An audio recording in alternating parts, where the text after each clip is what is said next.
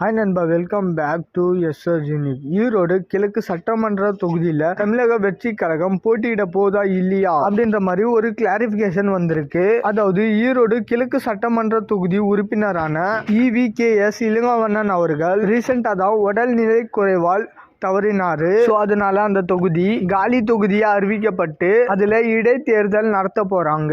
Actually இந்த தொகுதியில already ஒரு இடைத்தேர்தல் நடந்திருக்கு. அதாவது இளங்கவண்ணன் அவர்களுடைய மகன் தான் அங்க சட்டமன்ற உறுப்பினரா இருந்தாரு. பட் லாஸ்ட் இயர் அவருடைய மகன் மாரடைப்பு காரணமால இறந்ததால அந்த தொகுதியில இளங்கவண்ணன் அவர்களே நின்று ஜெயிச்சாரு. ஸோ அவரு இறந்ததால இப்ப இன்னொரு இடைத்தேர்தல் வருது. ஸோ இந்த இடைத்தேர்தல்ல தமிழக வெற்றி கழகம் களம் காணுமா அப்படின்னு சொல்லிட்டு எதிர்பார்க்கப்பட்ட இருந்த நிலையில இந்த இடைத்தேர்தலில் தமிழக வெற்றி கழகம் போட்டியிடாது அண்ட் எந்த கட்சிகளுக்கும் ஆதரவும் கிடையாது அப்படின்ற மாதிரி தமிழக வெற்றி கழகம் சைட்ல இருந்து சொல்லிட்டாங்க. சோ சில அரசியல் பிரமுகர்கள்லாம் தமிழக வெற்றி கழகம் போட்டியிடும் அப்படின்ற மாதிரி எதிர்பார்த்தாங்க. ஏன்னா ஏடிஎம்கேவும் இந்த இடைத்தேர்தலில் நிக்காது. சோ அதனால டிஎம்கேவை எதிர்த்து 1-1 நிக்கும் அப்படின்ற மாதிரி நினைச்சாங்க.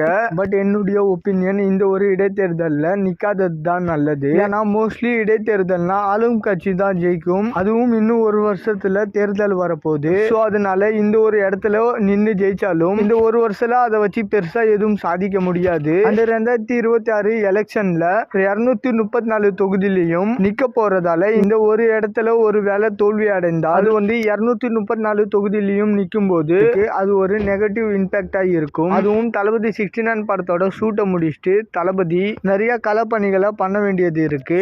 அதனால 2026 மொத்தமா இறங்குறது தான் பெட்டர். என்னை பொறுத்த வரைக்கும் போட்டியிடாதது நல்லது தான். அண்ட் இதை பத்தின உங்களோட சஜஷன் என்னன்றத கமெண்ட்ல சொல்லுங்க. அண்ட் இந்த மாதிரி தளபதி பத்தி அப்டேட் தெரிஞ்சுக்க மறக்காம எஸ்ஆர் யூனிக் சேனலை சப்ஸ்கிரைப் பண்ணி சப்போர்ட் பண்ணுங்க. இதோட வீடியோ முடிச்சுக்கிறேன். ஓகே, பாய்.